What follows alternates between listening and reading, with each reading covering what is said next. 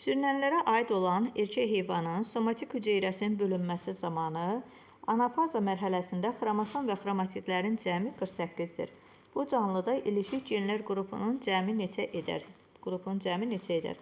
Biz bildiyimiz kimi somatik hüceyrə mitoz bölünmə keçirir və mitoz bölünmənin anafaza mərhələsində xromosom və xromatidlərin cəmi 4n, 4c şəklində yazsaq, bu ikisinin cəmi edir 8. 8 enimiz bərabərdir 48-ə.